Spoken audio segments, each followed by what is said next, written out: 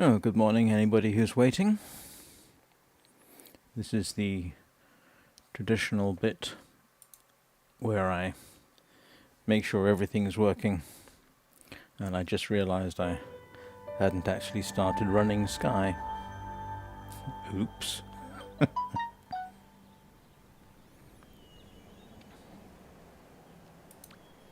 No, it's working. That's good. There's always that moment where you wonder you've got everything set up properly.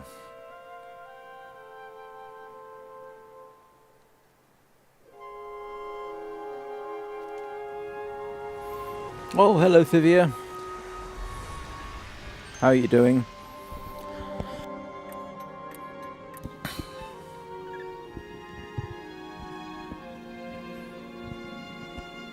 Oh, hello, Oxford. So, seeing as two of my regulars are here, have you seen the description or the change of title? What I'm proposing doing is going through the Moomin season and reading The Invisible Child by Tove Jansson.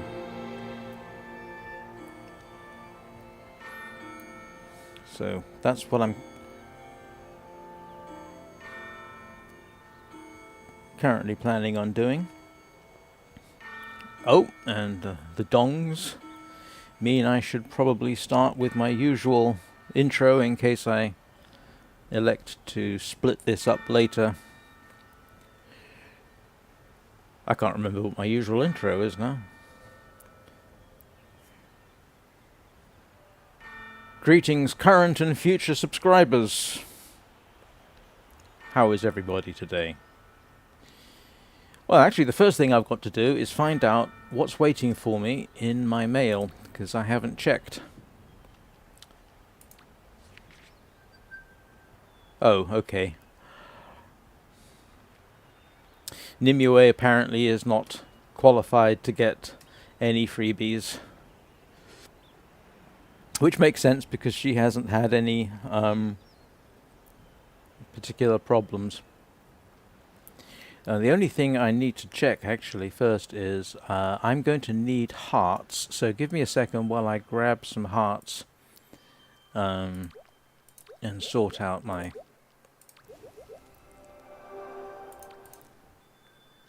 constellation.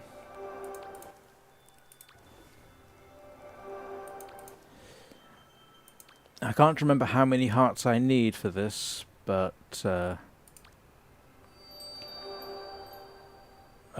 I've got to spend candles as well. Anybody remember where the hearts are for this? Oh, I could go get them. No, I've got to go pay for them, haven't I? Drat. Alright, let's hang on. Not as smooth a start as I would hope for.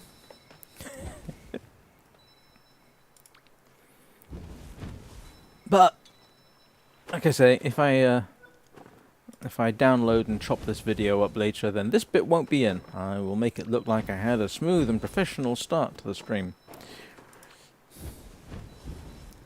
The wonders of video editing.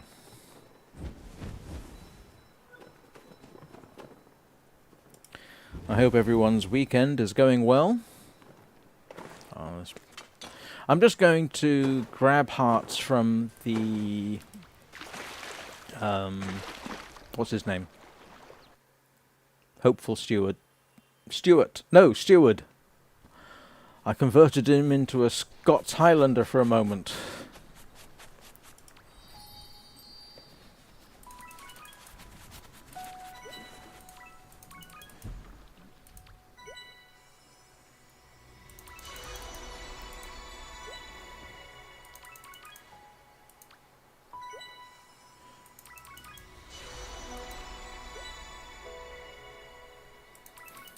Can't remember how many hearts I need. I'll just grab that lot and...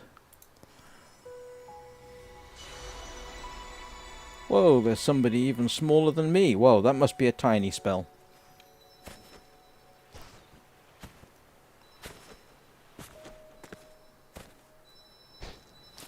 Curiously, the text of The Invisible Child is actually available online as a PDF. Later on, I will put it in the description because it's downloadable from Unicef as part of their Global Literacy with Moomin program.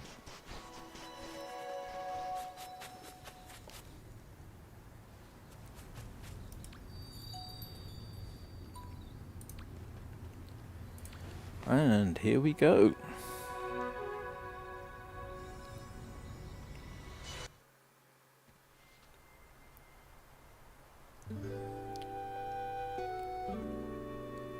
And Nimue has not been here at all.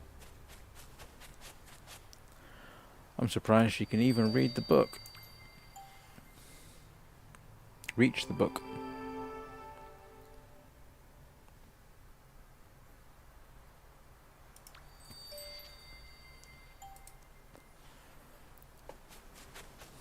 Make sure I can... Yep, you see, she's not quite a chibi. She doesn't have the Naruto run.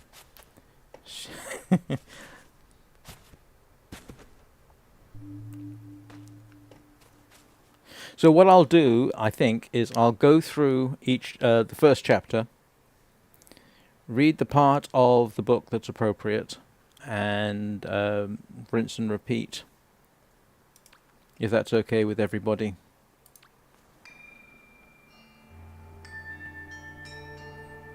Given that no one is massively complaining at this point.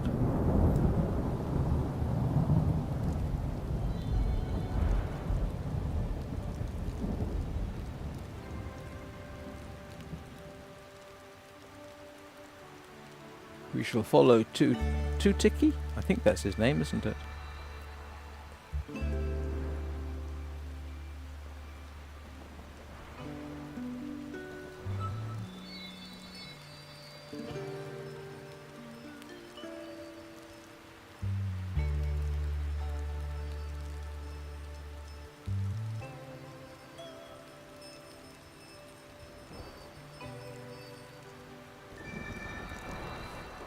I remembered Tiki. Which I should remember, seeing as I only a few minutes ago actually read the short story.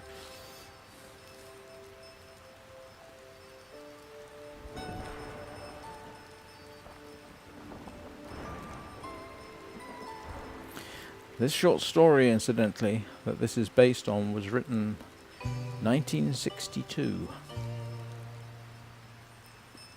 By Tove Jansson, who was a Swedish-speaking Finn. Born in 1914 in what at the time was part of Imperial Russia. So she lived through some quite dramatic changes in her homeland. Because if memory serves, the Finns fought for their independence. Grief. I think it might have been before she was born, but I can't remember for sure, or it might have actually been at the end of World War One. I should have looked that up. But I didn't know I was going to say that at this point. But she certainly would have lived through the Winter War of 1939 to 41.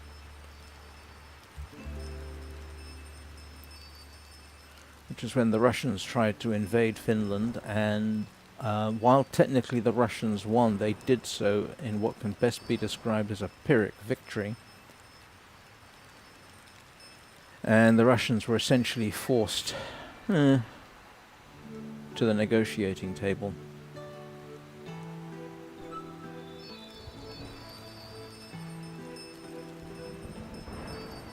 If you ever get a chance and you're interested, look for documentaries on the Winter War in Finland. It's actually quite fascinating.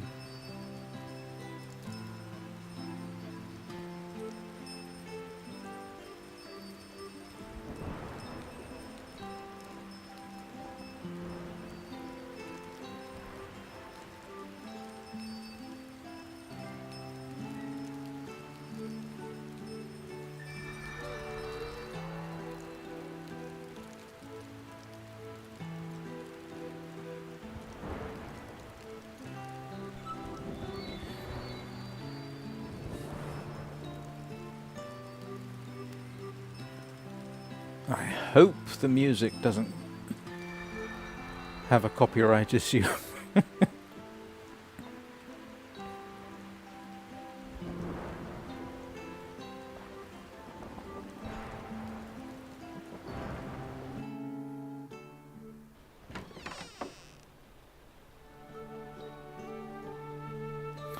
I actually remember reading the Moomins when I was a kid, and I don't remember how young I was.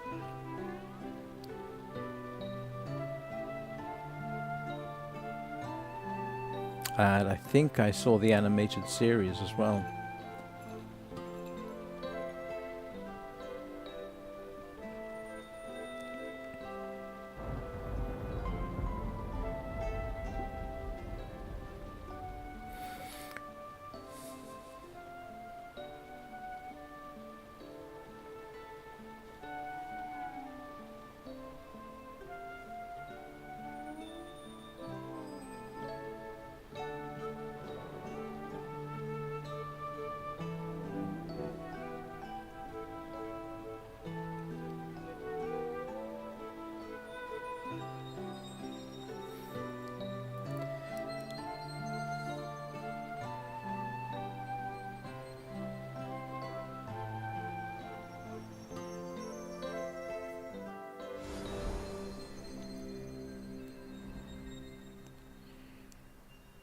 And that was part 1.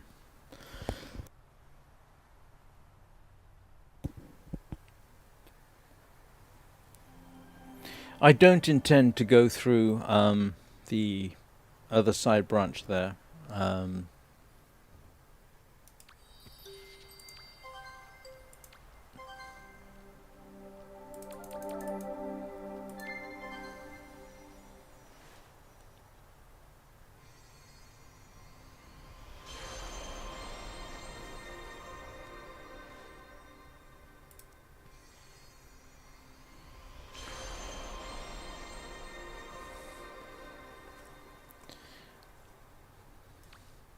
Are you sitting comfortably?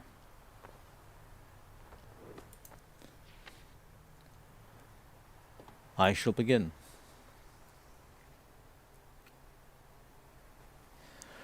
One dark and rainy evening, the Moomin family sat around the veranda table picking over the day's mushroom harvest.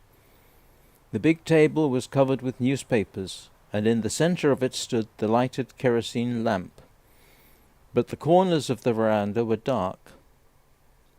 "Mai has been picking pepper spunk again," Moomin Papa said. "Last year she collected flybane." "Let's hope she takes to chanterelles next autumn," said Moomin Mama, "or at least something not directly poisonous." "Hope for the best and prepare for the worst," little Mai observed with a chuckle. They continued their work in peaceful silence. Suddenly there were a few light taps on the glass pane in the door, and without waiting for an answer, Tiki came in and shook the rain off her oilskin jacket. Then she held the door open and called out in the dark, "Well, come along." "Whom are you bringing?" Moomin Troll asked. "It's Ninny," Tiki said. "Yes, her name's Ninny." She still held the door open, waiting. No one came. "Oh well," Tiki said, and shrugged her shoulders. "If she's too shy, she'd better stay there for a while." "She'll be drenched through," said Moomin Mama. "Perhaps that won't matter much when one's invisible," Tiki said, and sat down by the table. The family stopped working and waited for an explanation. "You all know, don't you, that if people are frightened very often they sometimes become invisible," Tiki said, and swallowed a small egg mushroom that looked like a little snowball. "Well, this Ninny was frightened the wrong way by a lady who had taken care of her without really liking her. I've met this lady, and she was horrid. Not the angry sort, you know, which would have been understandable. No, she was the icily ironical kind." What's ironical? Moomin Troll asked. Well, imagine that you slip on a rotten mushroom and sit down on the basket of newly picked ones, Two Ticky said. The natural thing for your mother would be to be angry. But no, she isn't. Instead, she says very coldly, I understand that's your idea of a graceful dance, but I'd thank you not to do it in people's food. Something like that. How unpleasant, Moomin Troll said. Yes, isn't it? Replied Two Ticky. This was the way this lady used to talk. She was ironic all day long, every day, and finally the kid started to turn pale and fade around the edges, and less was seen of her. Last Friday one couldn't catch sight of her at all.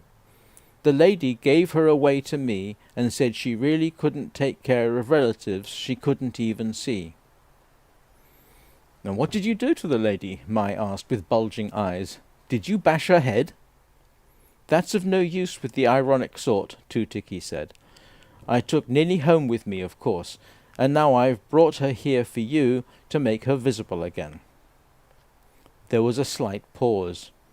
Only the rain was heard rustling along over the veranda roof. Everybody stared at Two Ticky and thought for a while. Does she talk? Moomin Papa asked. No, but the lady has hung a small silver bell around her neck so that one can hear where she is. Two Ticky arose and opened the door again. Ninny, she called out in the dark. The cool smell of autumn crept in from the garden, and a square of light threw itself on the wet grass.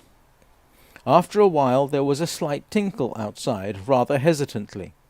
The sound came up the steps and stopped. A bit above the floor, a small silver bell was seen hanging in the air on a black ribbon. Ninny seemed to have a very thin neck. All right, Two Ticky said. Now here's your new family.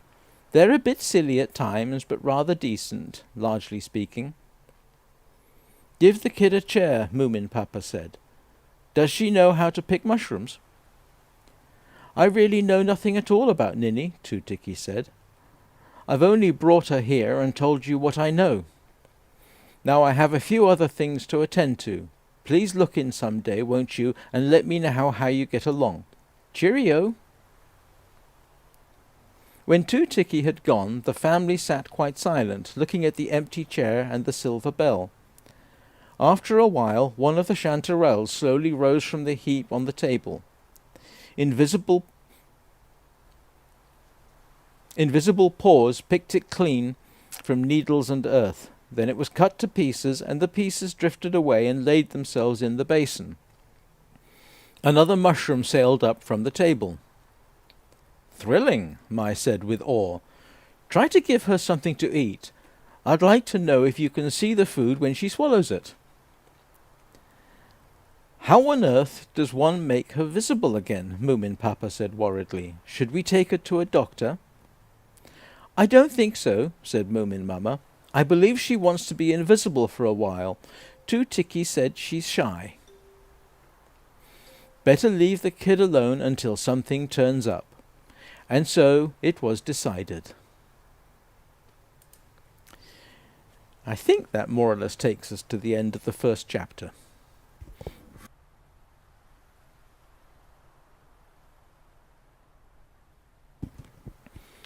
Hope I'm not violating copyright by just reading it out.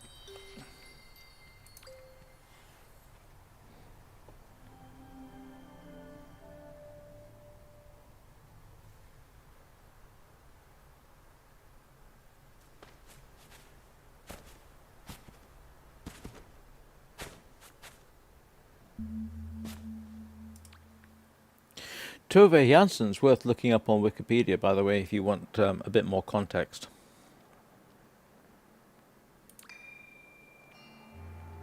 Died in 2001, aged 86.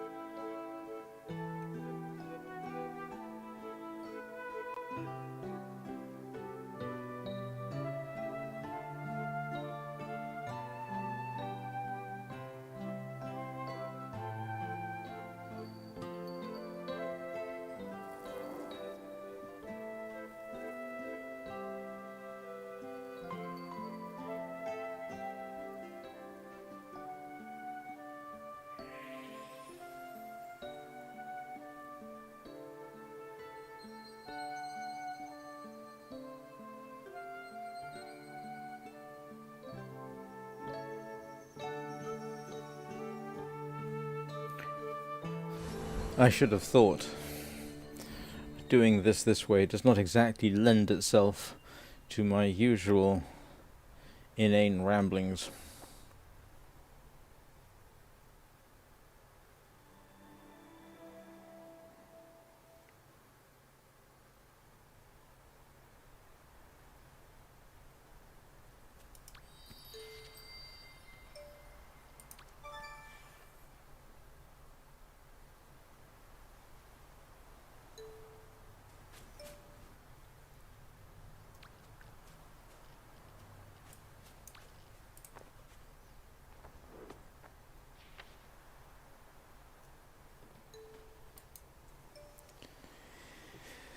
The eastern attic room happened to be unoccupied, so Moomin Mama made Ninny a bed there.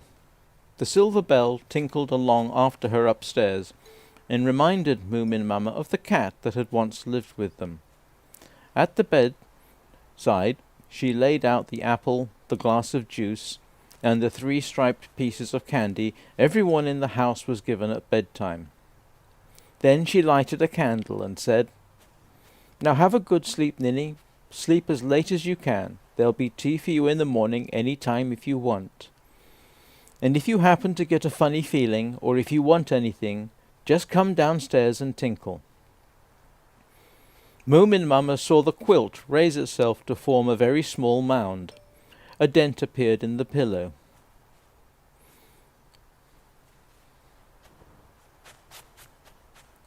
Now, I'm sorry, I'm just wondering whether how the next bit fits in, because it isn't covered at all. I'll read it anyway. Moomin Mama saw the quilt raise itself... Oh, hang on. Where was I? I beg your pardon. Here we go. She went downstairs again to her own room and started looking through her granny's old notes about infallible household remedies.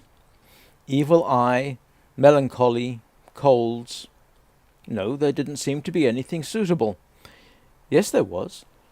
Towards the end of the notebook she found a few lines written down at the time when Granny's hand was already rather shaky. If people start getting misty and difficult to see. Good. Moomin Mama read the recipe, which was rather complicated, and started at once to mix the medicine for little Ninny. Obviously that bit didn't make it into the story. I mean, to be honest, there's only so much they could really fit in, I suppose.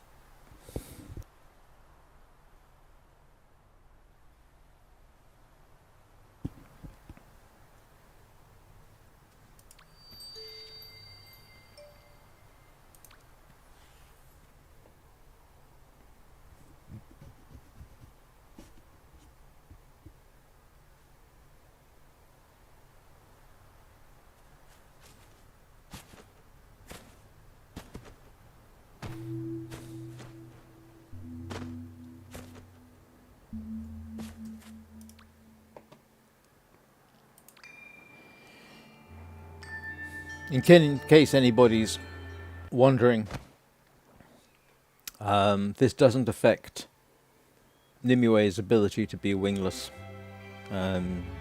Picking up the wing is strictly optional.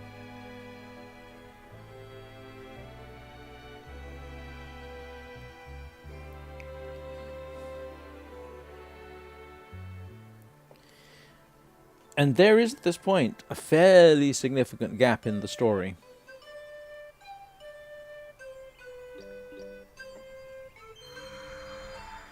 Although it has to be said, if you regard the chapters that they've laid out for this, it's a reasonable summary.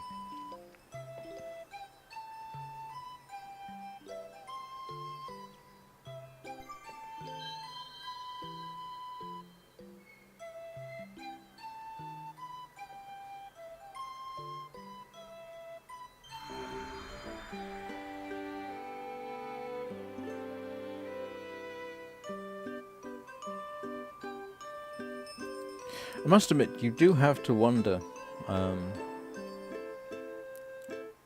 to what extent this was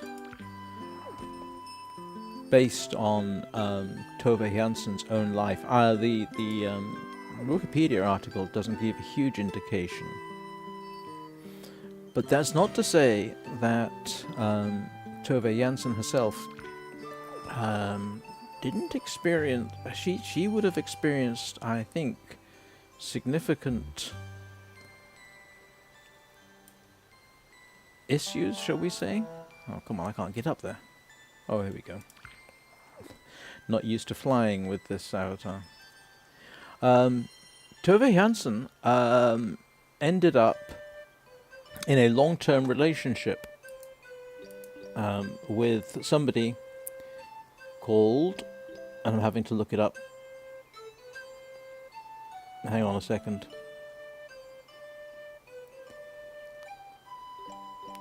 Where are we?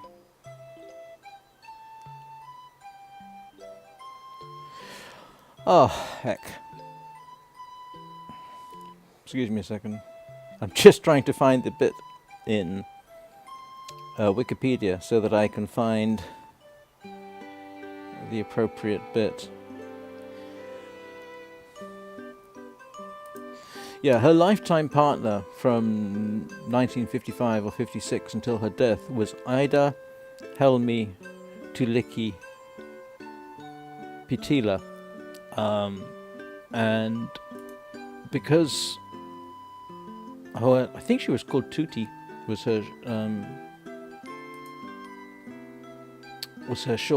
her nickname. And apparently, she was the inspiration for Tutiki in the books, but they had met. Oh grief! I think during the 1940s, and they met again in either 1955 or 56. Wikipedia disagrees in two different articles, and they had to hide the relationship because, as far as I can ascertain, technically it was illegal in Finland until 1971, I think. So that could not have been easy. And you do have to wonder, given that this was written in 1962, she might have identified, or one or both of them might have identified with the need to remain invisible from society.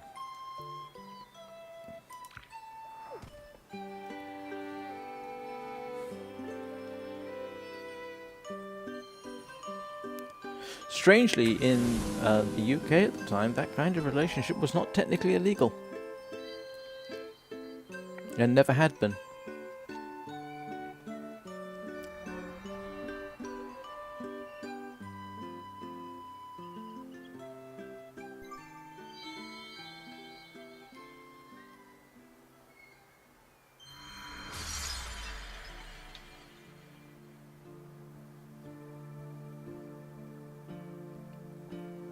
All this obviously, well, not what I was just talking about, all of the story that we're seeing here is obviously fleshed out in the short story, which I will be continuing to read shortly.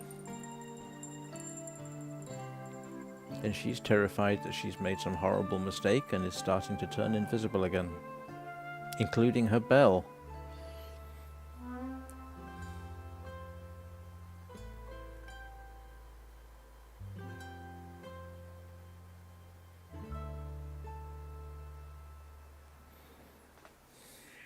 I mean, you don't really need me to interpret this. Now she's being reassured.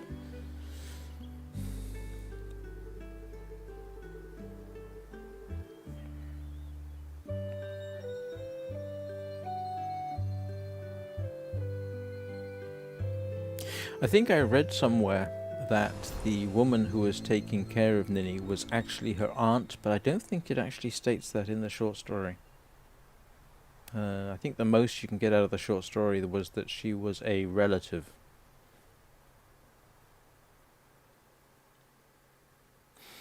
And depending on how long this takes, or if I get people yelling at me to do something else, please, I might do the second branch.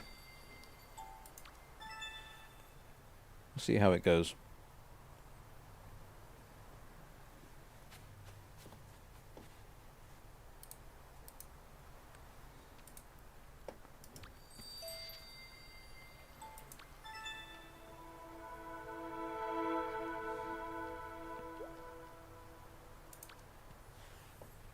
Oh, I forgot. I'm supposed to be reading the next bit. I'm sorry.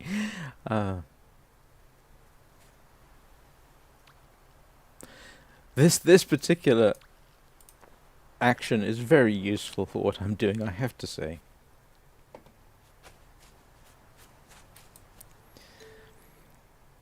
The bell came tinkling downstairs, one step at a time, with a small pause between each step.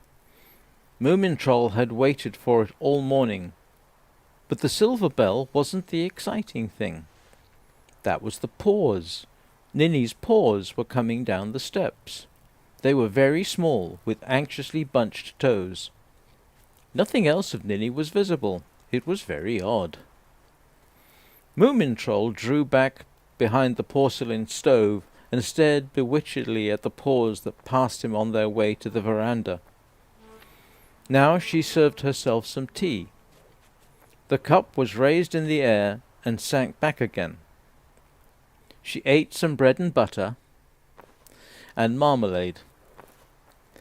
Then the cup and saucer drifted away to the kitchen, were washed and put away in the closet. You see, Ninny was a very orderly little child. Moomin Troll rushed out in the garden and shouted, "Mama, she's got paws! You can see her paws!" I thought as much, Moomin Mama was thinking, where she sat high in the apple tree. Granny knew a thing or two. Now when the medicine starts to work, we'll be on the right way. "Splendid," said Moomin Papa, "and better still when she shows her snout one day. It makes me feel sad to talk with people who are invisible, and who never answer me." "Hush, dear," Moomin Mama said warningly. Hang on a second, I just got something in chat. Oh, okay. Alright, let's see how we go, Cadaver. If that's okay. Remind me later, because I probably will forget. Where was I? Sorry, I had to take care of that, because otherwise I would have overlooked the chat message. Where was I? Oh, yes. Oh, well, I'll do this again. "Hush, dear," Moomin Mama said warningly. Ninny's paws were standing in the grass among the fallen apples. "Hello, Ninny," shouted Mai. "You've slept like a hog. When are you going to show your snout? You must look a fright if you've wanted to be invisible." "Shut up," Moomin Troll whispered. "She'll be hurt." He went running up to Ninny and said, "Never mind Mai, she's hard-boiled. You're really safe here among us. Don't even think about that horrid lady. She can't come here and take you away." In a moment Ninny's paws had faded away and become nearly indistinguishable from the grass. "Darling, you're an ass," said Moomin Mama. "You can't go about reminding the kid about those things. Now pick apples and don't talk rubbish." They all picked apples. After a while, Ninny's paws became clearer again and climbed one of the trees. It was a beautiful autumn evening. The shadows made one's snout a little chilly, but the sunshine felt nearly like summer. Everything was wet from the night's rain, and all colours were strong and clear. When all the apples were picked or shaken down, Moomin Mama carried the biggest apple mincer out in the garden, and they started making apple cheese. Moomin Troll turned the handle. Moomin Mama fed the mincer with apples, and Moomin Papa carried the filled jars to the veranda. Little Mai sat in a tree singing the Big Apple song. Suddenly there was a crash.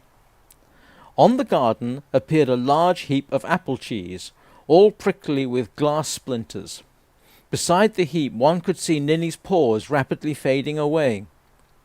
"Oh," said Moomin Mamma, "that was the jar we used to give to the bumblebees. Now we needn't carry it down to the field. And Granny always said if you want the earth to grow something for you, then you should have to give it a present for the autumn." Ninny's paws appeared back again, and above them a pair of spindly legs came to view. Above the legs one could see the faint outline of a brown dress hem. "I can see her legs!" cried Moomin Troll. "Congrats," said Little Mai, looking down out of her tree. "Not bad, but the Groke knows why you must wear snuff brown." Moomin Mamma nodded to herself and sent a thought to her granny and the medicine.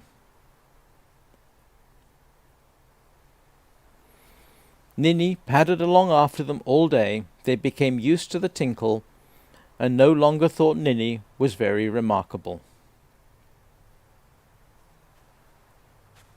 I think that's more or less where that section ends.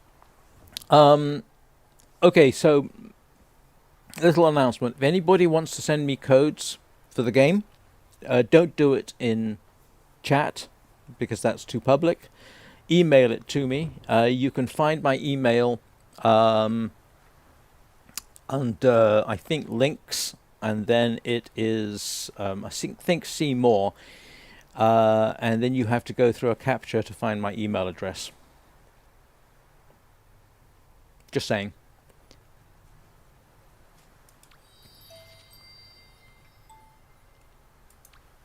Oh, I forgot. I'd already clicked that.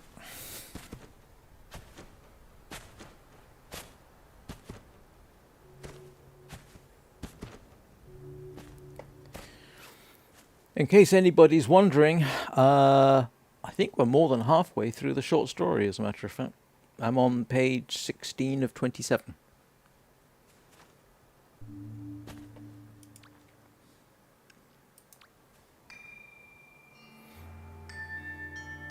Oh, and it's only taken 40 minutes. Needless to say, if you grind through this, obviously it's a heck of a lot faster.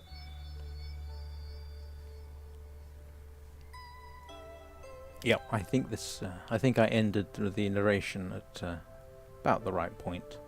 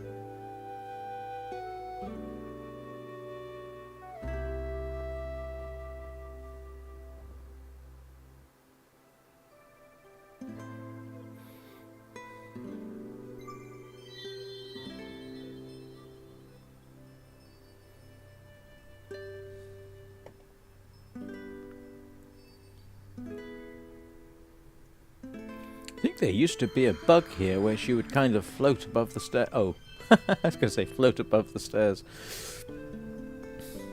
Not sure it's supposed to be like that. Yeah. I think it would make more sense at that point if she was actually standing on the floor.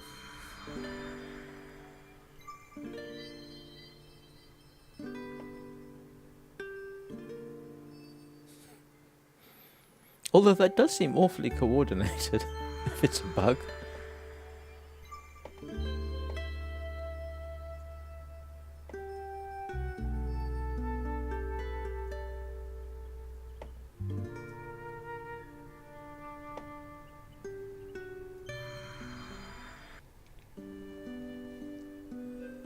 I have to admit, it's actually kind of interesting to go through this again and read the story.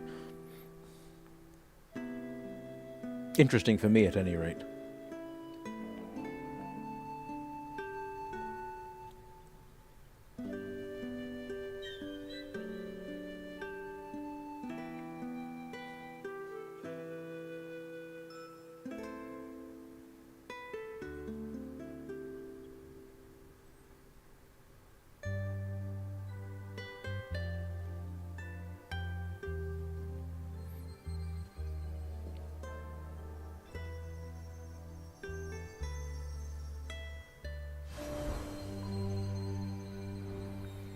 Alright, now I just have to remember where we got to there.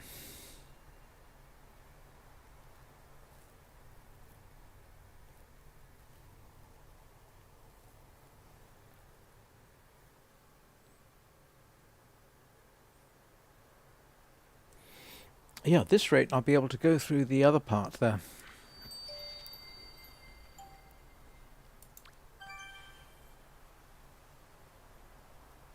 And we could possibly go look around the valley. Although, none of this really is Journey of the Wingless apart from doing the quests, I suppose. Oh, I did it again. Forgot I'm supposed to be reading as well.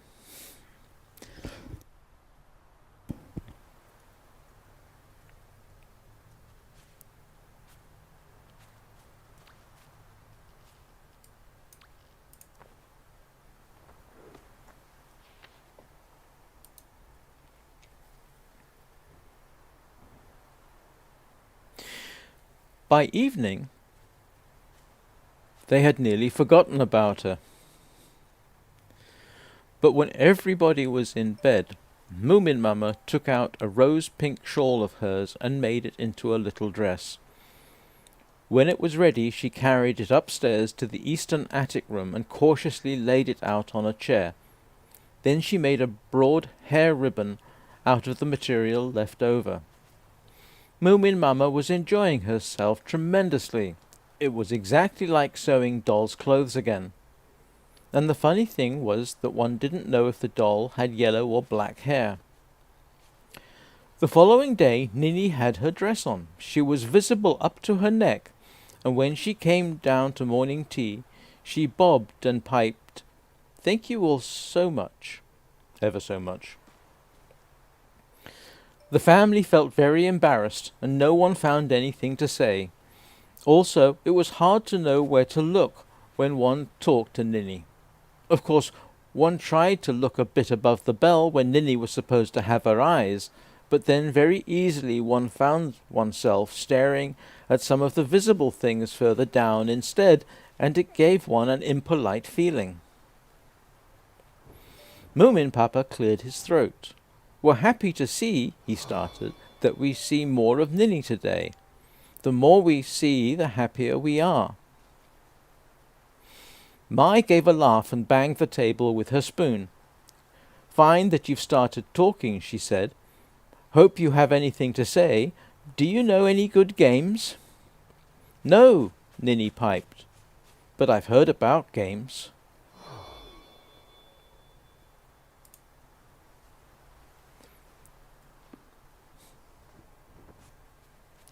Yeah, Cadaver.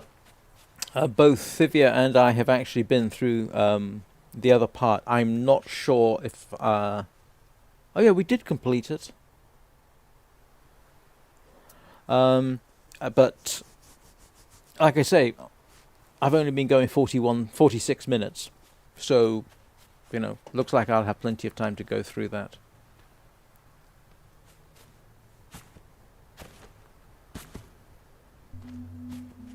I have my own interpretation about the other part. I've no idea whether it's correct or not.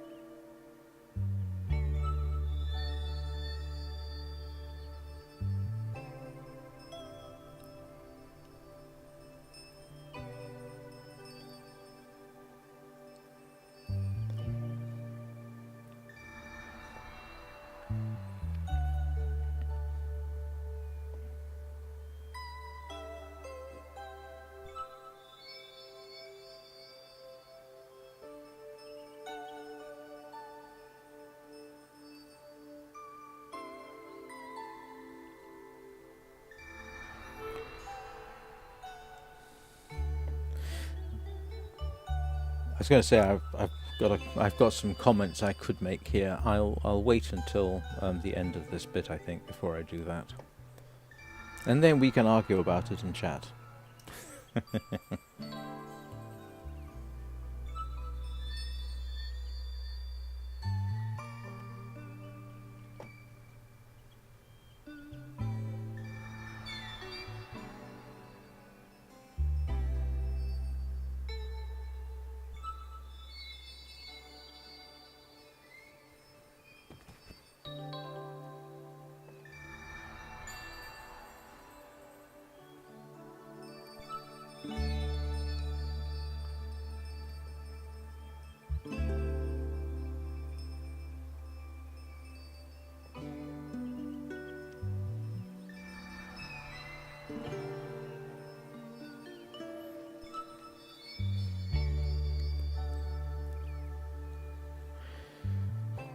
So I suspect this part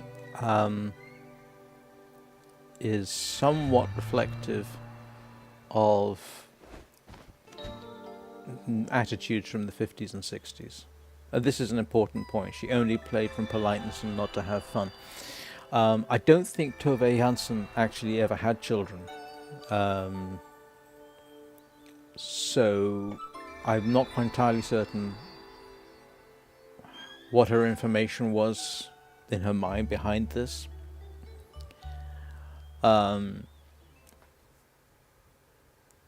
There was, you got to bear in mind, and I know this is self-evident to us, but Ninny here is basically, arguably, severely traumatized.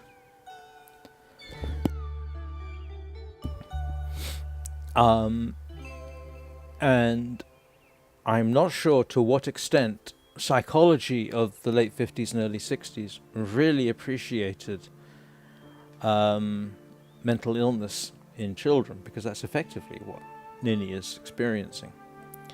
My memory says that it wasn't until, oh grief, at least the 70s or 80s that the idea that children could have mental illness or suffer mental illness was really started to come to the fore.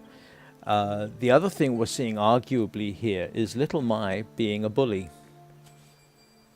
And there was a time that bullying was actually considered to be character building. So it's possible that what Jansson is doing here is reflecting that belief, which is, somewhat, personally for me, somewhat distressing. Could be wrong. That's what occurred to me when I saw that the first time, and I have obviously not changed my mind.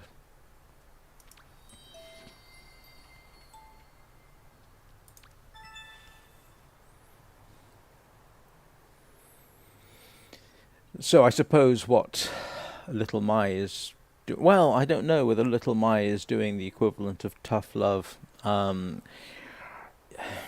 think she's just being unpleasant.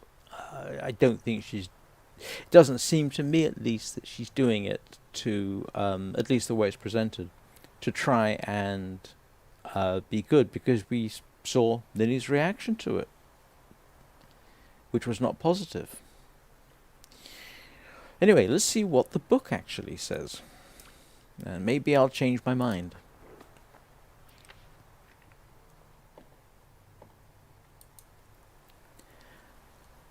After coffee, all three of them went down to the river to play. They're giving coffee to children? Actually, that's a good point. I don't know how old Ninny is. And I can't remember when I started to drink coffee, so maybe I should just skip that thought. After coffee, all three of them went down to the river to play. Only Ninny turned out to be quite impossible. She bobbed and nodded and very seriously replied, quite, and how funny, and of course, but it was clear to all that she played only from politeness and not to have fun. "Run, run, can't you?" Mai cried, "or can't you even jump?" Ninny's thin legs dutifully ran and jumped. Then she stood still again with arms dangling. The empty dress neck over the bell was looking strangely helpless. "Do you think anybody likes that?" Mai cried. "Haven't you any life in you? Do you want a biff on the nose?" "Rather not," Ninny piped humbly. "She can't play," mumbled Moomin Troll. "She can't get angry," Little Mai said. "That's what's wrong with her. Listen, you," Mai continued, and went close to Ninny with a menacing look. "You'll never have a face of your own until you've learned to fight. Believe me." "Yes, of course," Ninny replied, cautiously backing away. There was no further turn for the better. At last they stopped trying to teach Ninny to play. She didn't like funny stories either. She never laughed at the right places. She never laughed at all, in fact. This had a depressing effect on the person who told the story, and she was left alone to herself.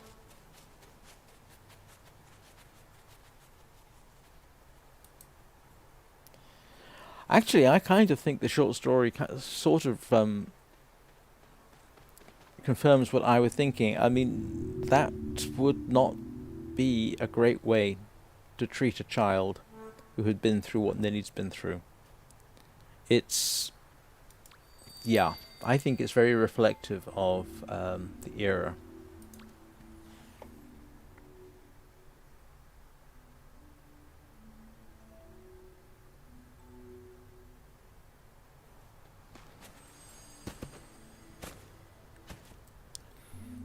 Last part.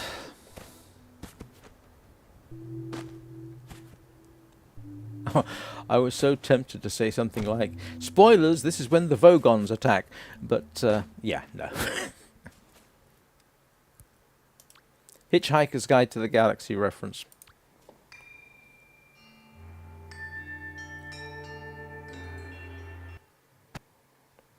The planet is destroyed in order to make way for a hyperspace bypass.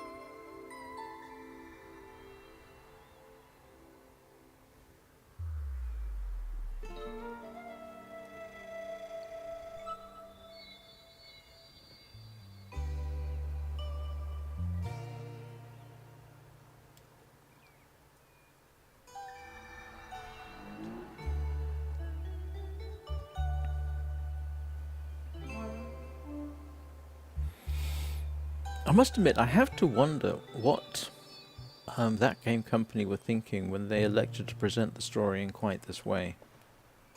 I mean, yeah, I know it's just a story, but, you know, did somebody at that game company think this was a reasonable portrayal?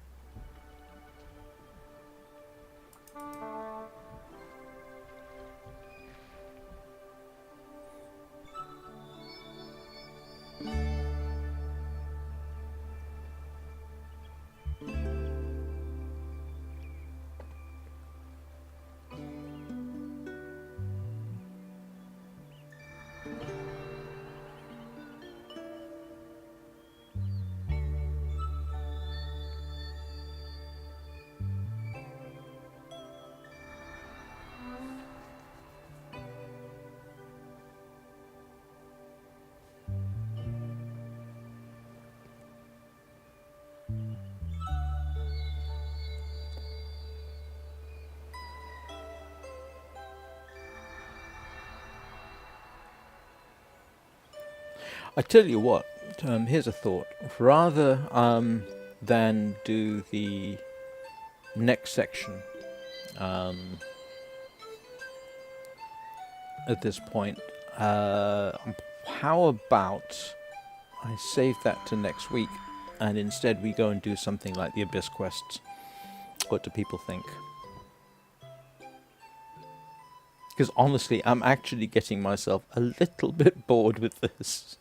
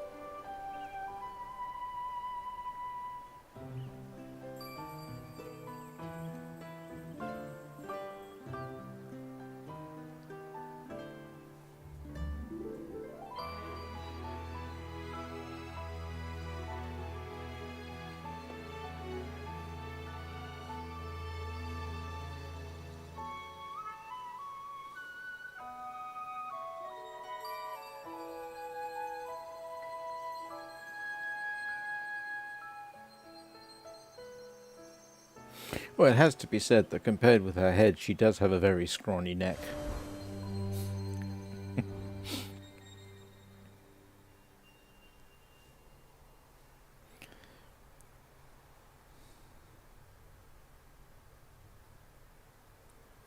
Yeah, I think we're going to do...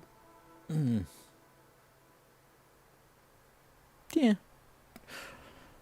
Okay, I'll put it to a vote.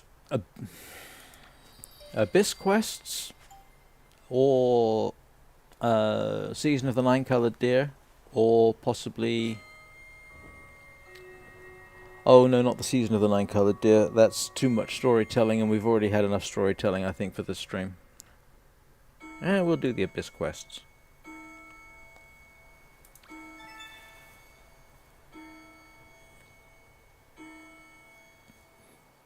Unless there's suddenly a spate of people saying, please go down the left-hand path there, I think I'm going to go and do the Abyss quests next.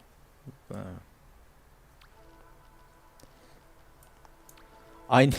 be honest with you, I actually find this somewhat depressing, but I could do with something a bit more light-hearted.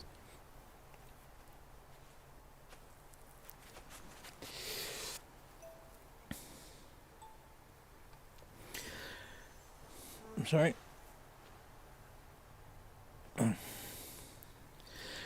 Days went by, and Ninny was still without a face. They became accustomed to seeing her pink dress marching along behind Moomin Mama. As soon as Moomin Mama stopped, the silver bell also stopped, and when she continued her way, the bell began tinkling again. A bit above the dress, a big rose-pink bow was bobbing in thin air. Moomin Mama continued to treat Ninny with Granny's medicine, but nothing further happened. So after some time she stopped the treatment, thinking that many people had managed all right before without a head, and besides, perhaps Ninny wasn't very good looking. Now everyone could imagine for himself what she looked like, and this can often brighten up a relationship. Okay, I have to say that's a very odd perspective. One day the family went off through the wood down to the beach. They were going to pull up the boat for winter. Ninny came tinkling behind as well, but when they came in view of the sea, she suddenly stopped. Then she lay down on her stomach in the sand and started to whine. "What's come over Ninny? Is she frightened?" asked Moomin Papa. "Perhaps she hasn't seen the sea before," Moomin Mama said. She stooped and exchanged a few whispering words with Ninny. Then she straightened up again and said, "No, it's the first time. Ninny thinks the sea's too big. Of all the silly kids, little Mai started, but Moomin Mama gave her a severe look and said, "Don't be a silly kid yourself. Now let's pull the boat ashore." They went out on the landing stage to the bathing hut where Two Tiki lived and knocked at the door. "Hello," Two Tiki said. "How's the invisible child?" "There's only her snout left," Moomin Papa replied. "At the moment she's a bit startled, but it'll pass over. Can you lend us a hand with the boat?" "Certainly," Two Tiki said. While the boat was pulled ashore and turned keel upwards, Ninny had padded down to the water's edge and was standing immobile on the wet sand. They left her alone. Moomin Mama sat down on the landing stage and looked down into the water. "Dear me, how cold it looks," she said, and then she yawned a bit and added that nothing exciting had happened for weeks. Moomin Papa gave Moomin Troll a wink, pulled a horrible face, and started to steal up to Moomin Mama from behind. Of course, he didn't really think of pushing her in the water, as he had done many times when she was young. Perhaps he didn't even want to startle her, but just to amuse the kids a little. But before he reached her, a sharp cry was heard. A pink streak of lightning shot over the landing stage, and Moomin Papa let out a scream and dropped his hat into the water.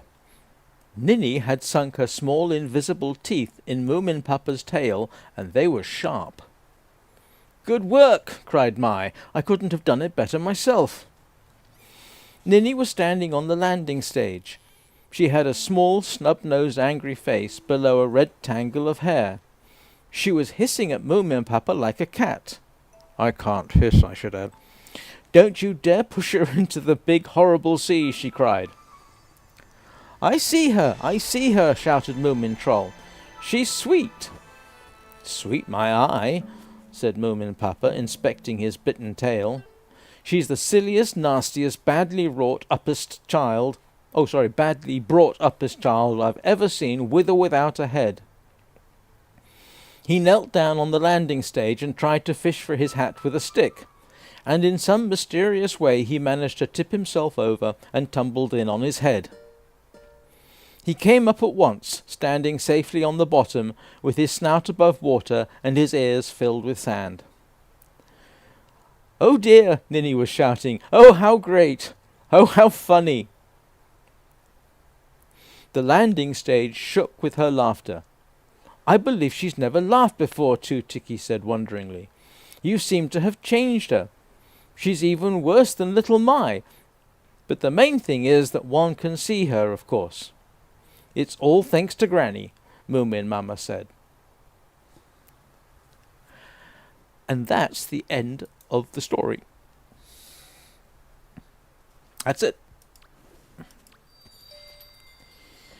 I'll post a link to where you can download it if anybody wants to read it.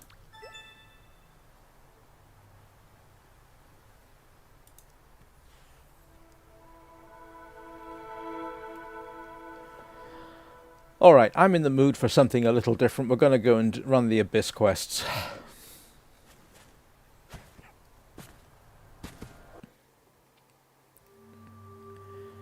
I can't get to the Abyss. Yes, I can.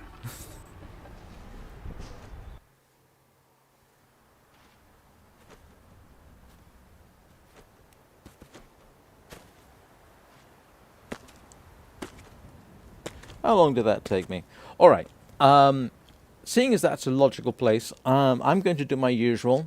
Take a quick biologically inspired break, and I'll be back in a couple of minutes. I advise anybody who needs to do likewise to do so now. Give me a couple of minutes, and I will rejoin you shortly. And as usual, I will switch off the camera, and you'll know when I'm back when the camera comes on. See you in a bit.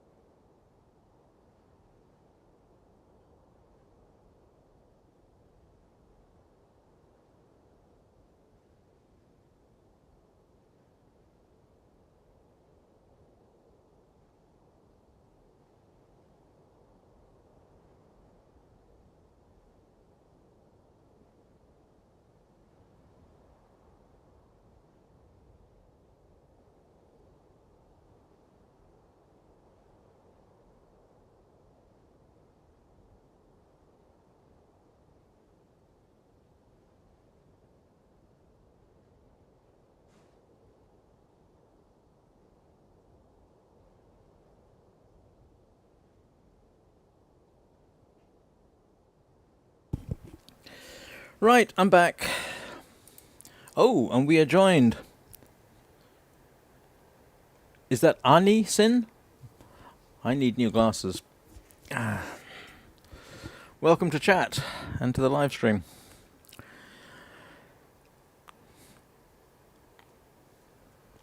We are heading to Treasure Reef to do the Abyss quests. And if anybody missed it, I did actually stream yesterday.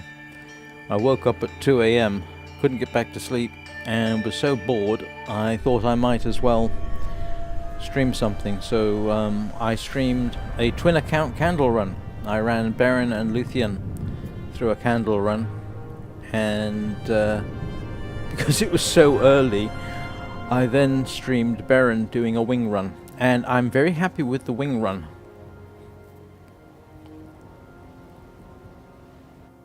Oh, thank you. Yeah, I did, and what was it, 99 wings in 2 hours, 10 minutes, more or less. And this time I didn't miss any candles. I didn't do the trials, because that takes too long for only 4.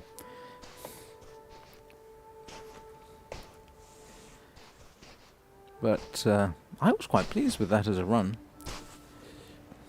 Now this is obviously quite doable for Wingless, because all they need to do is swim. And the Wingless, if there's one area where they excel, is swimming, because even if they run out of breath, they don't drown. I can never remember the correct way up for this. I think I can get round the side.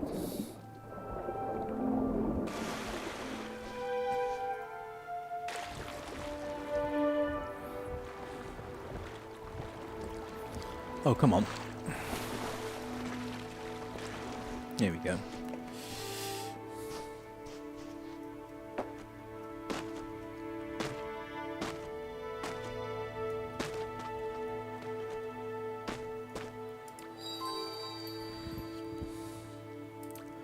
First time I did these, I found it quite nerve-wracking. All right.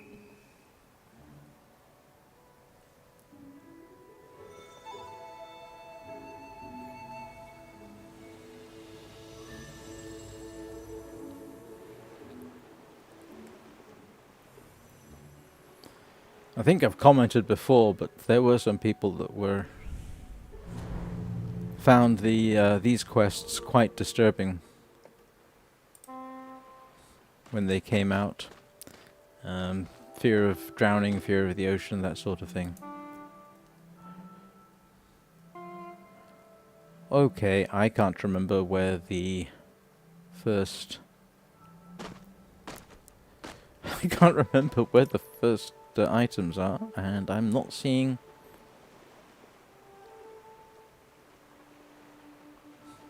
I don't remember it being over there, do I?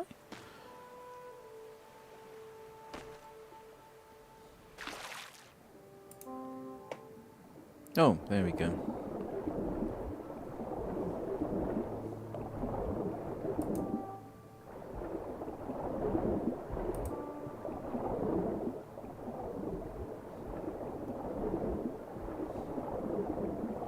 Yes. Thalassophobia. From the Greek. I think thalassa means the sea. Well, ancient Greek.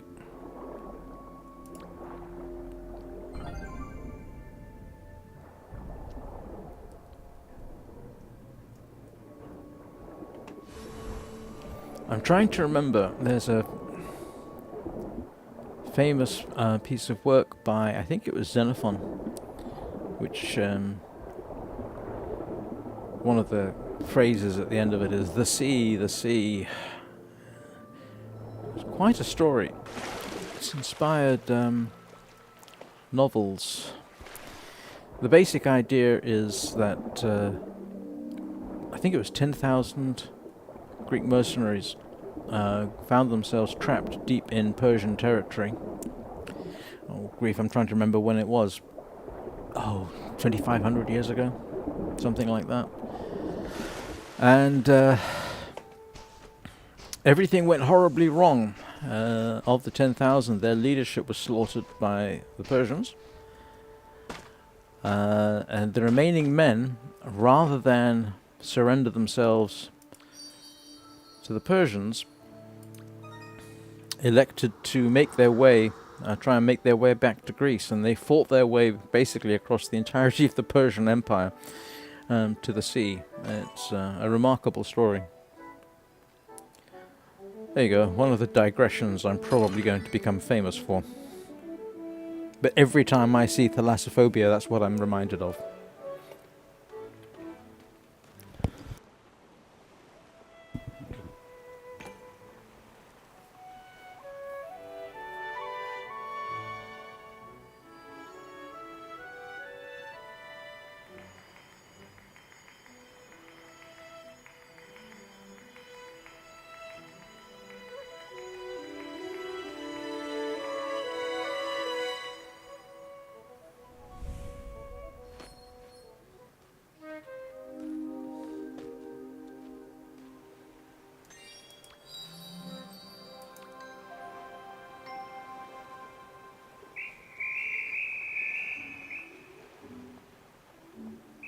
I assume everyone's done the Abyss quest. I hope I'm not giving out too many spoilers in doing this.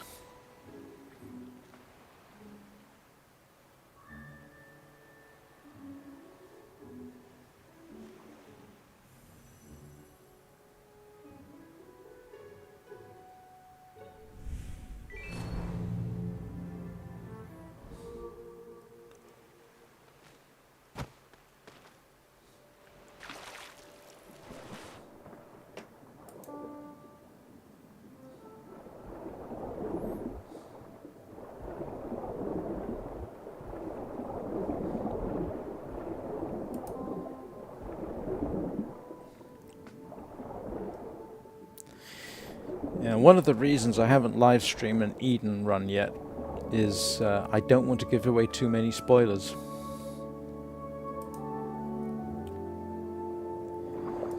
I suspect sooner or later I will stream an Eden run.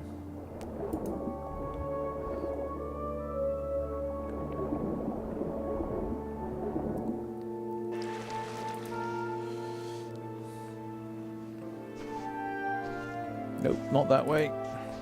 Oh, maybe that way.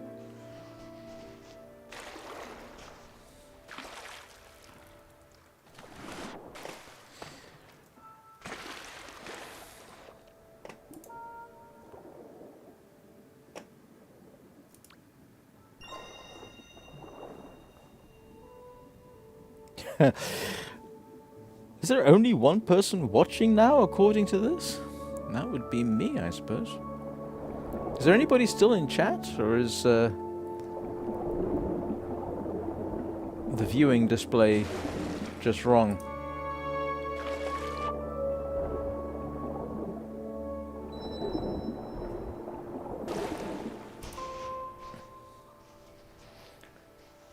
I can't remember how to get to the last bit.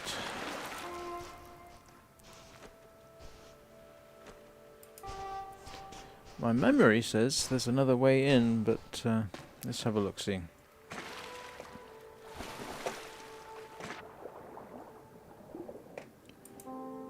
Is there a way through down here that I've forgotten? No. Oh, maybe.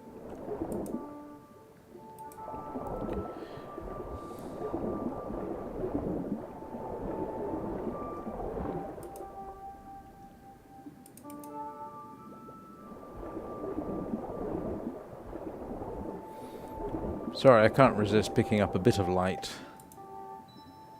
Nope, that was definitely not the right way.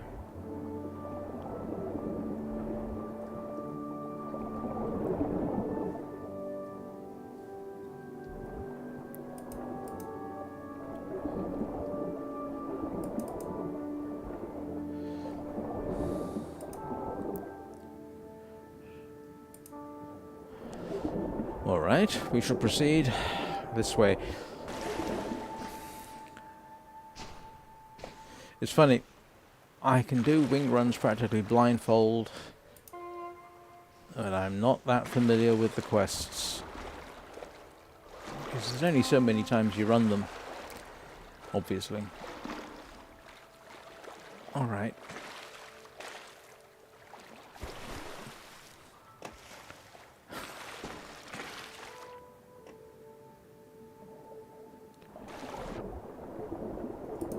Oh, there we go.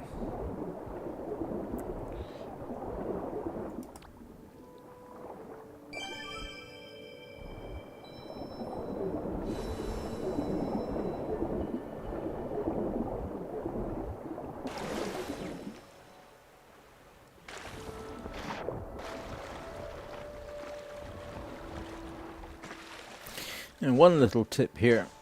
If you're running a wingless in Treasure Reef, it's actually probably quicker if you want to return back to the rest of the Golden Wasteland. Go home first, it's quicker and easier. You can get into the boat, but it's a bit of a pain. So...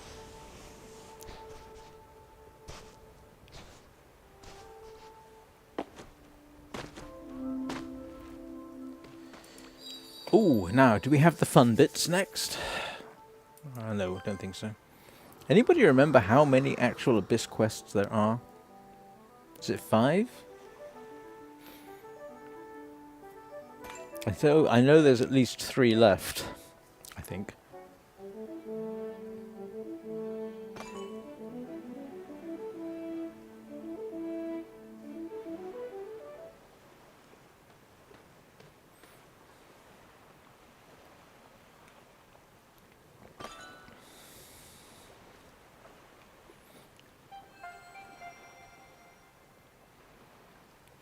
Trying to figure out what I put in my coffee. It doesn't taste bad, it's just unfamiliar. I normally put very heavy dark brown sugar in it, or agave syrup, and that's neither one of those.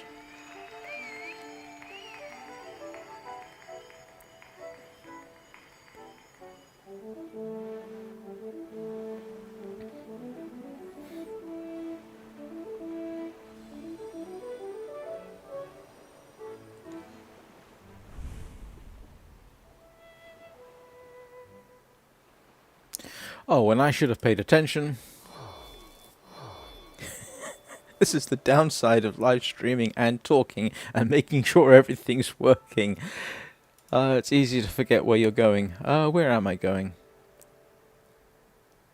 Oh, I've already done it, haven't I? No, I haven't. Focus.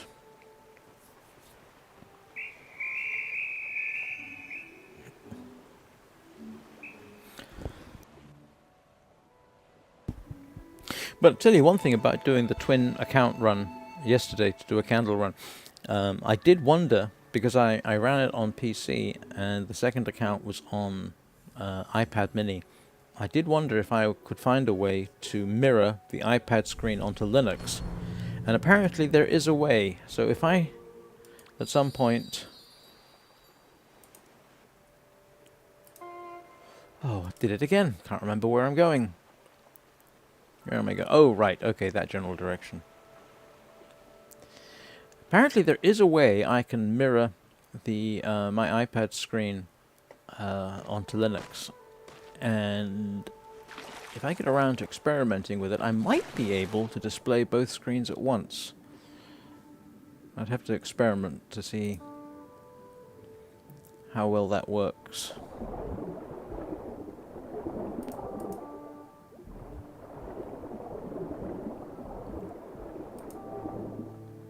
Oh, yes, I remember. Well, no, I don't remember.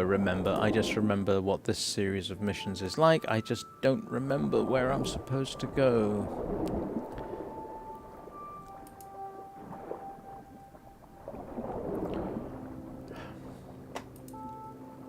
I don't think it's down here, is it? I think it's actually...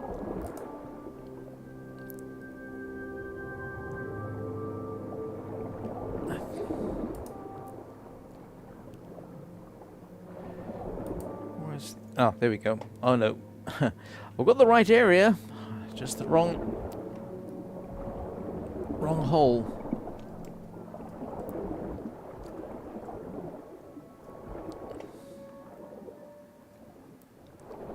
So in case anybody's wondering what happens to a wingless swimming underwater and they start to drown, you're about to find out.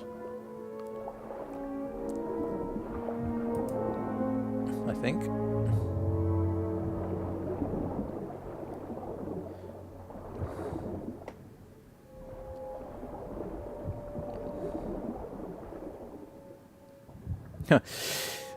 Maybe not. Maybe I'm going to get more air in time.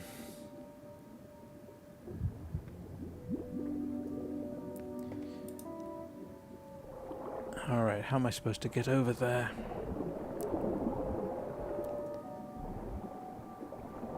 I don't... Okay, anybody remember whether it was down this way or what? Because I am... I've had this before. It simply took me forever to find out where I was supposed to go.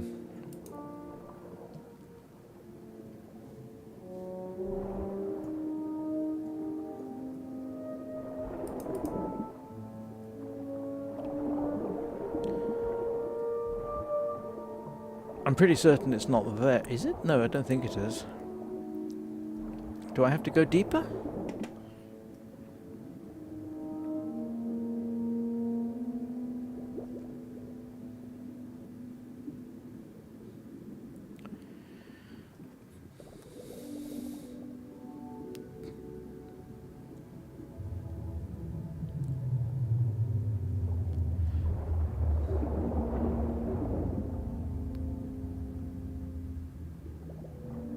It almost looks like I should be able to fit through the gap there.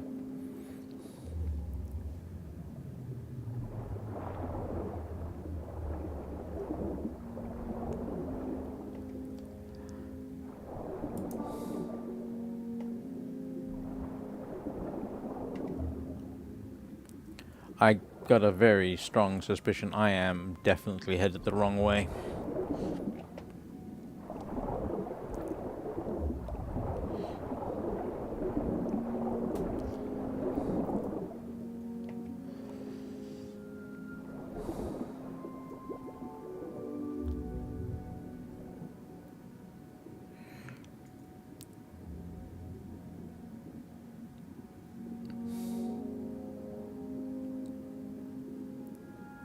Can I sneak through the hole? That would be funny.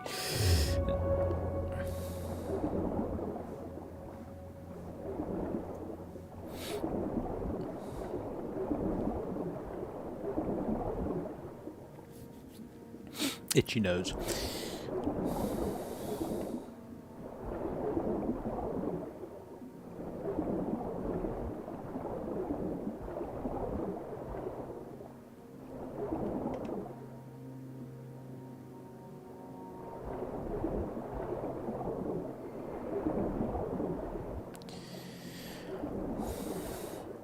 It's not through there.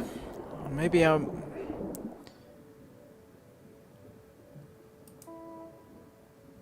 No, I've been through here already. I know I'm heading in the wrong direction. I'm just poking around a bit aimlessly. Yeah, that's... I think I've done this every time I've done the quest. I always end up going in the wrong place. I just can't remember where the entrance was.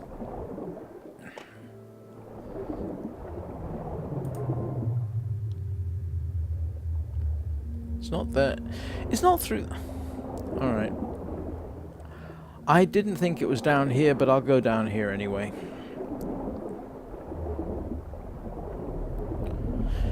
Follow the giant eel and pick up eel poop.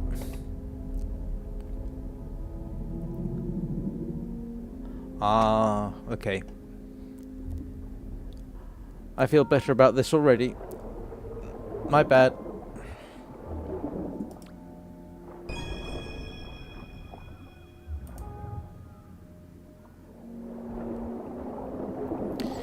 It's a lot quicker and easier when I remember what I'm doing.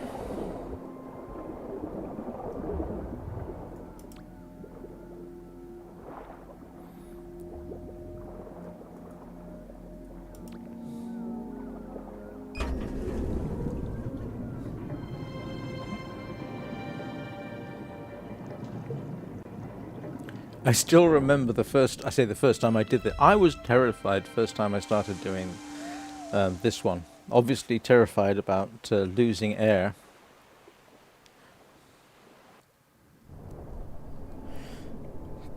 Playing Wingless, strangely, has helped with that an awful lot. Because it encourages you to risk more, and then you learn more about what you can do. With wings, I mean.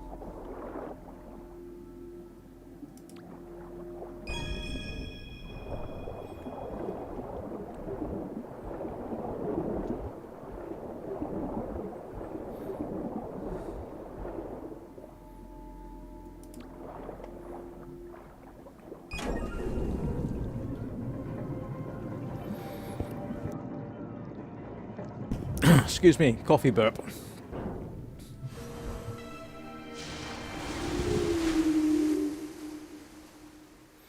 Oh, now we get to the fun bits. Thivia, your favourite bit?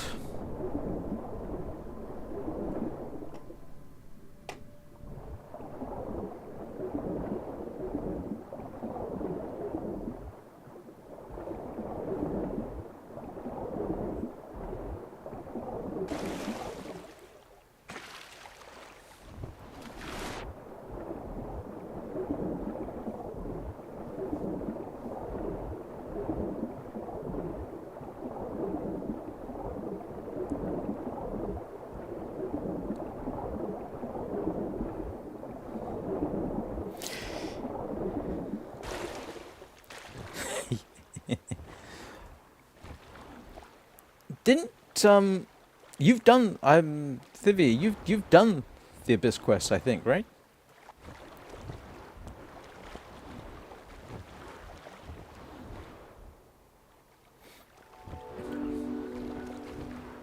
In fact, didn't I can't remember. Did Baron help you with this? I'm not sure.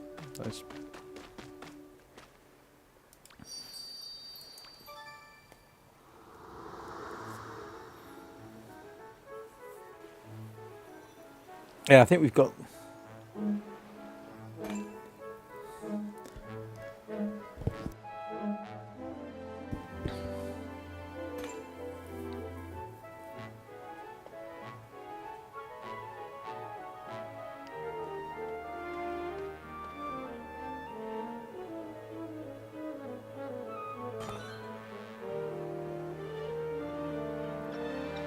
Was it Arwen? Oh. When she was wingless?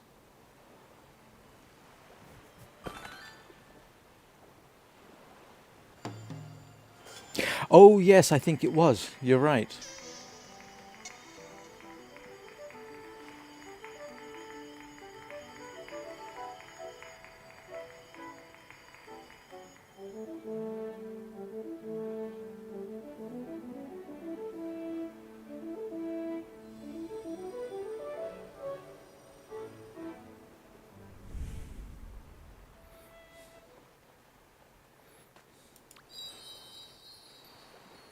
Yeah, because, yeah, I think I remember.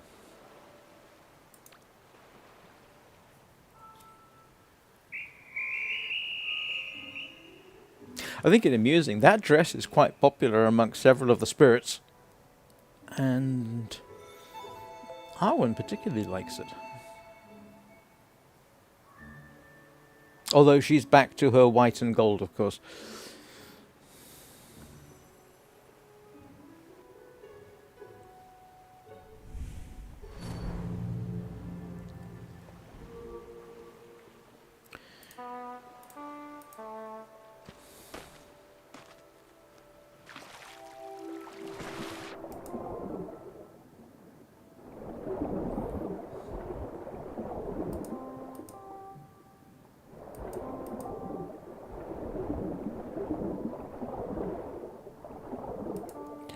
Oh, I've forgotten where I was going now.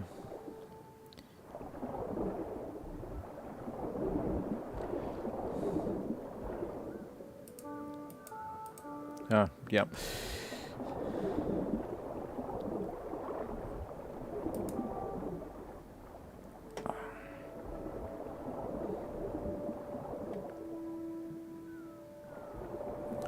Yeah, I found this, yeah, quite nerve-wracking.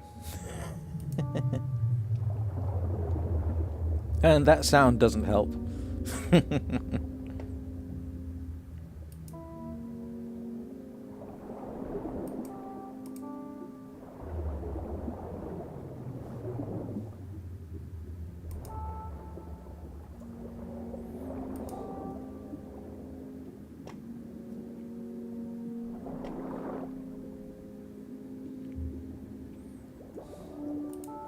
Yep.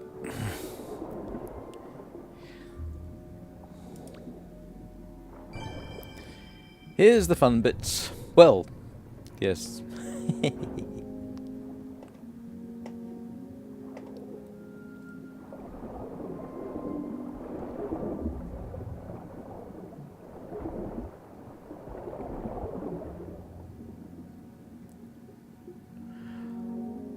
Yeah, that doesn't look threatening at all, does it?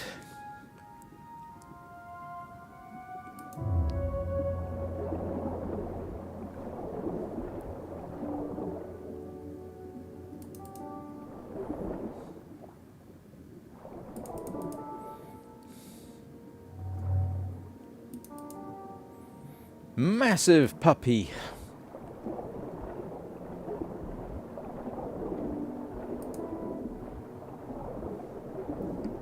I mean, to be honest with you, wouldn't you think at this point, you know, you're doing all this and suddenly you see that? Oh, and that. I mean, wouldn't your inclination be to just turn around, go away and say, nope, we are not doing this. We're going to leave those safely where they are.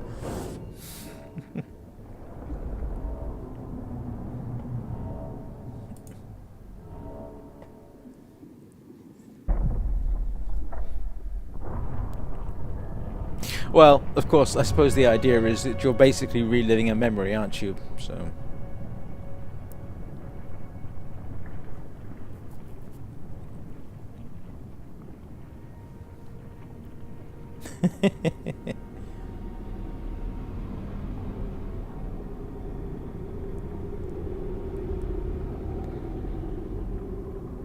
I can't imagine the spirits whose memories you are essentially reliving would have been massively happy when this lot were released.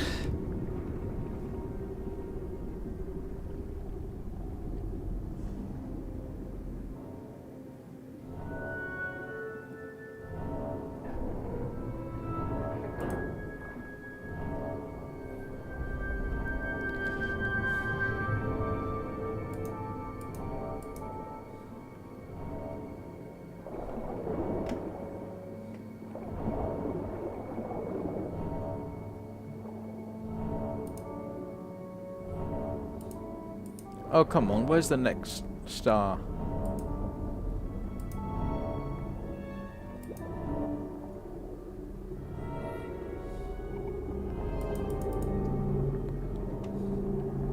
I've never... Have I seen that message? Press and hold space and flap? No. Ah, wait a minute. Is it...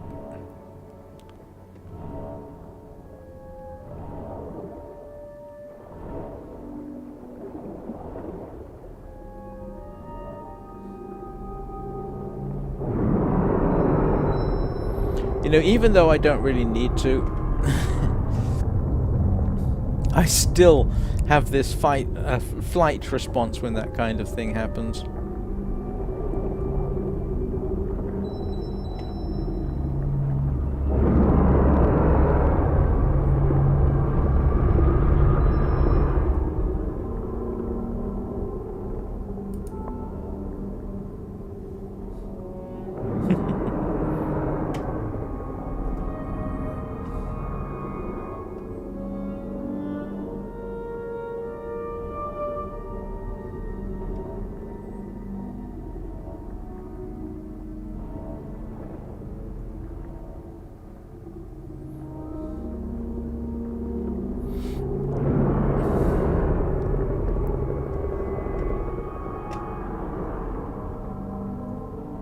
The only thing about being hit by the krill for a wingless is it does kind of cost you time, and I don't feel like Well, yeah, I don't feel like having to spend too much time getting light back, so...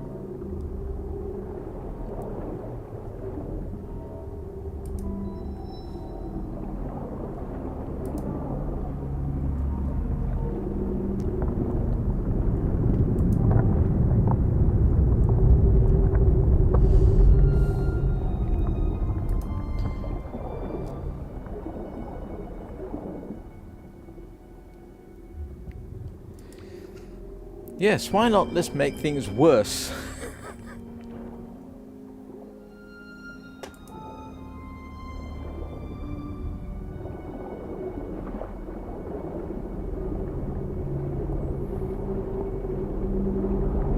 Oh, drat.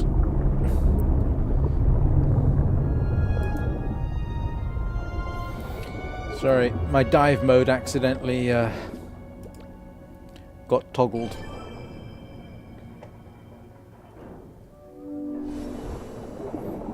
Right, that was straightforward.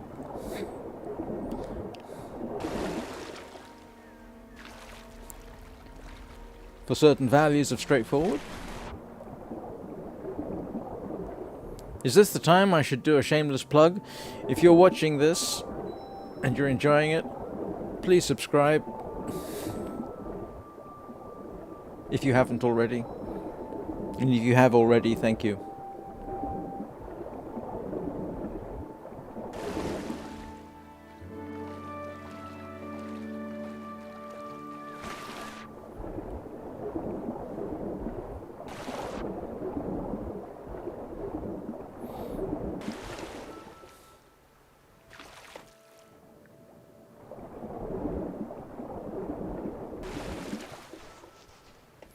The useful thing is being able to leap dolphin-like out of the water.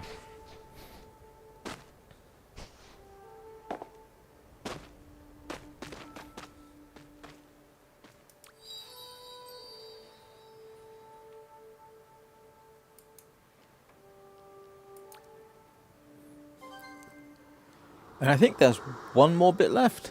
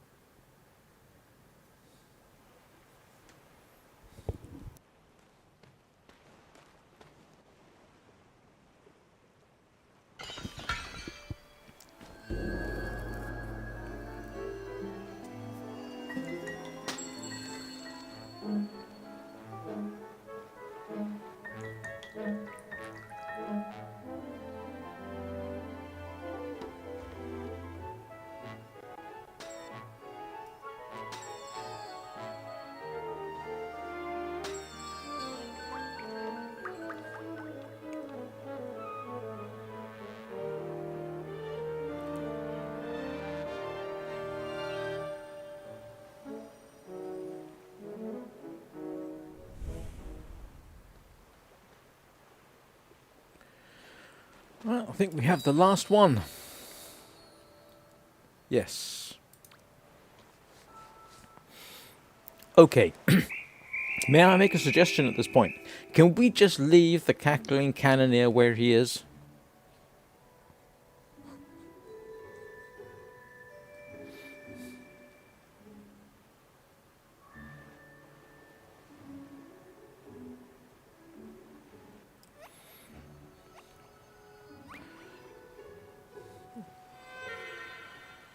I mean, you know, there's not much left. Oh, yeah. I was going to say, yes, we have to rescue him if we want to unlock the mask. And the mask is actually kind of useful, even if I don't currently have the candles for it.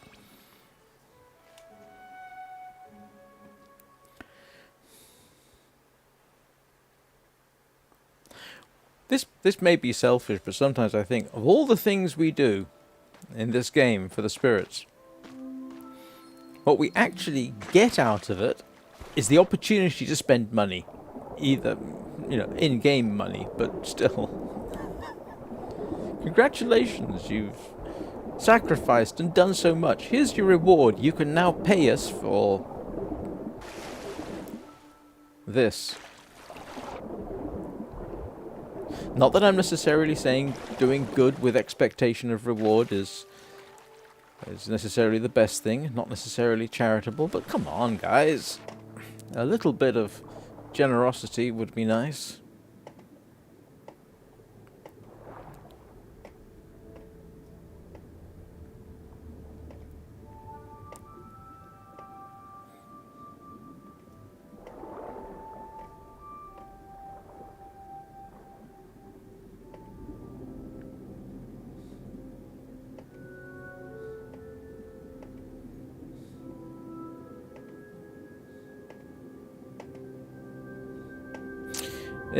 Something to bear in mind: if you've got wings and you're underwater, and you get struck and you lose wings, you can't. They will get dissolved in the water.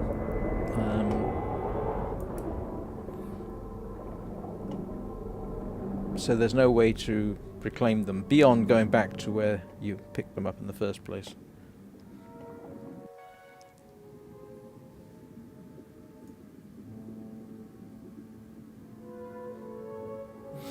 You know, that's a remarkably impressive dive.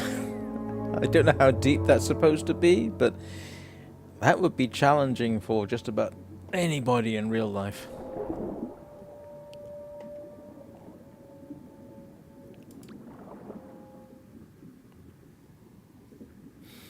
Have you ever seen video of freedivers going for diving records? That is quite something. Those people are very impressive.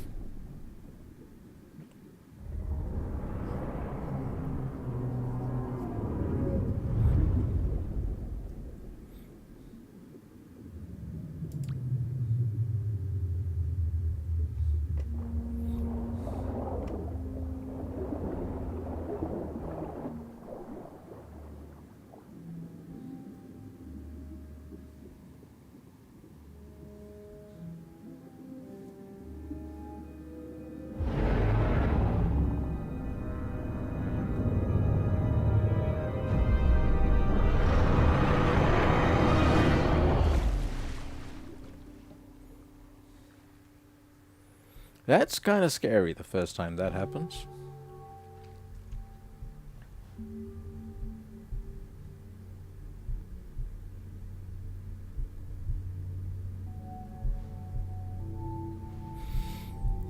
Do you think it's okay if I go over and kick him? Look at the trouble you've gotten us into. Where's an appropriate emote? Do I not have the scolding emote? I think he deserves it for all the trouble he's gotten us into.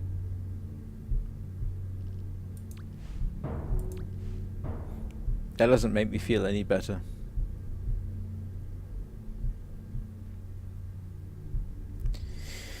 Well, I suppose we shall have to get his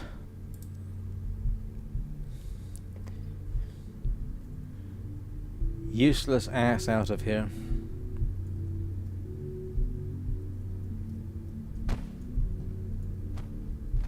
If I can just remember how to get up.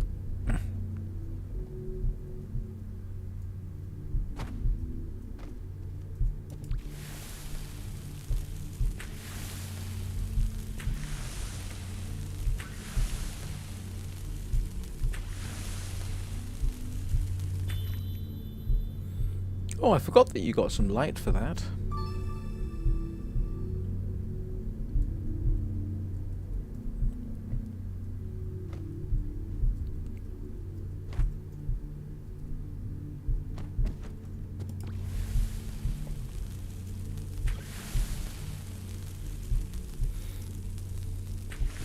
It is constantly surprising to me just how far you can scamper without wings. Especially with a keyboard.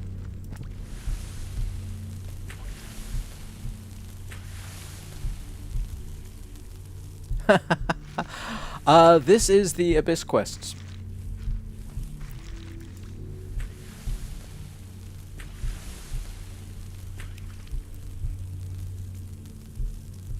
So we've been joined by Lime. Yeah, I'm. Have you done the Abyss quests?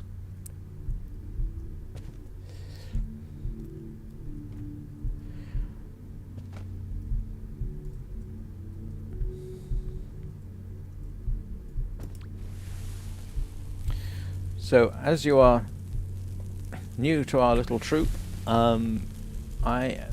you've joined a series, as you may have gathered, called Journey of the Wingless. This is a wingless avatar, and I'm basically taking her through as much of the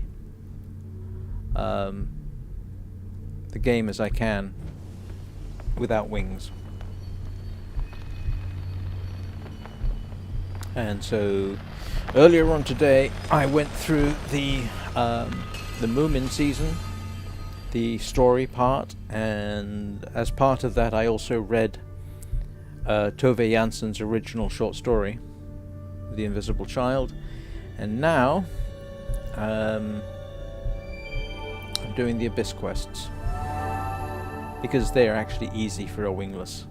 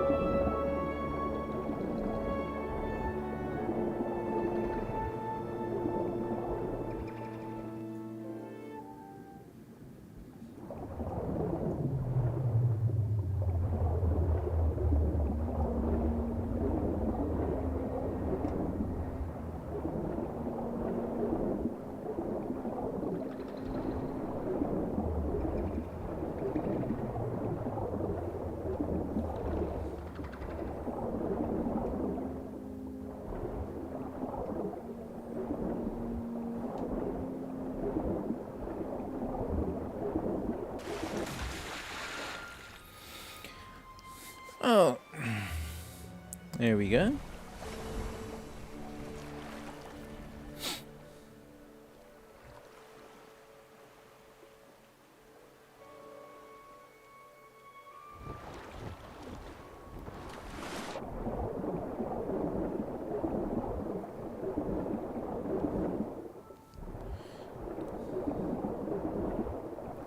So if you're still with us, Lime, this is the section of the Golden Wasteland called the Treasure Reef.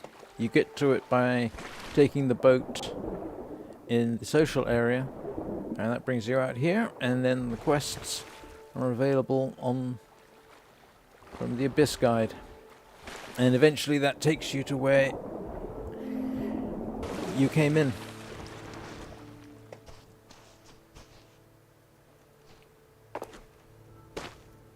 And of course I'm making the assumption that you are in fact a Sky player, and if you're not, well, this is Sky Children of the Light.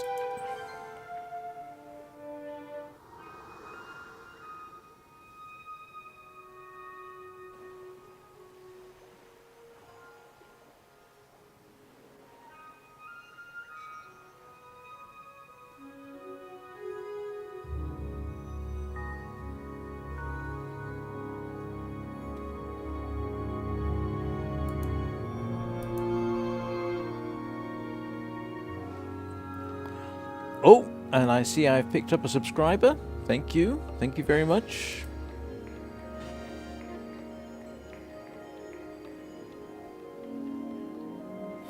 I now have a grand total of 46.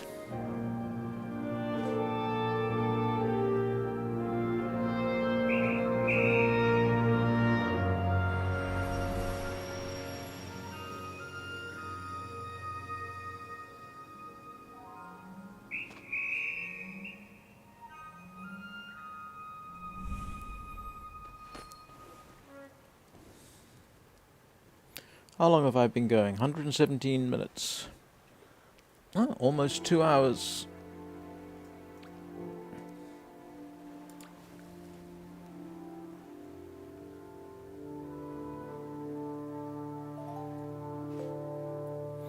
She really isn't much taller than a chibi.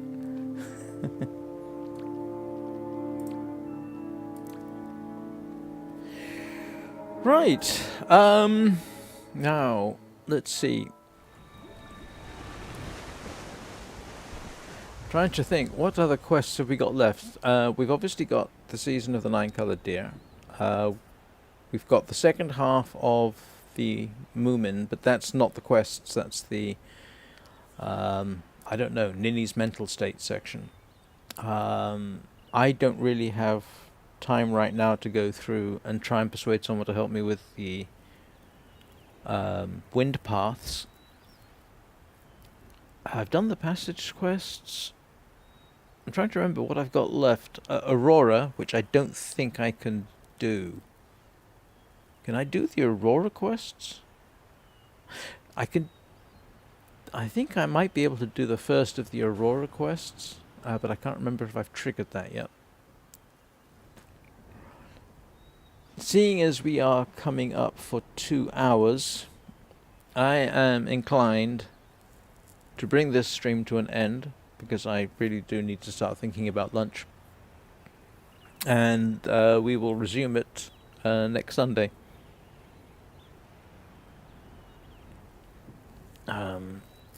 Unless, I suppose, I'm trying to think what I'm going to be doing later. Now, I think I'm going to bring this to an end. Thank you, everybody who's watching. If you're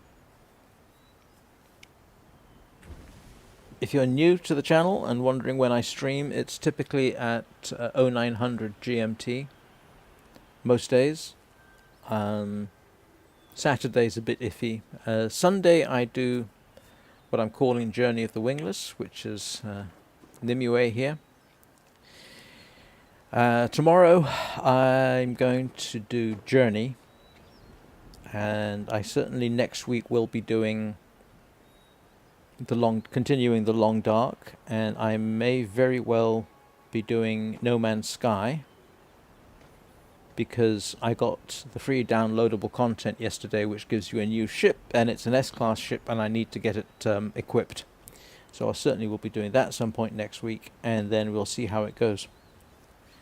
So, I do post notification way early, so if you're subscribed you should get that notification. And let's see, no, I think that's everything. Thank you all so much for watching. If you subscribed or are a subscriber, thank you for subscribing, and if you're not a subscriber, why not? And I will, yep, I think I'm done for now. I've come to a logical stopping place, and I'm waffling. So I hope you all have a good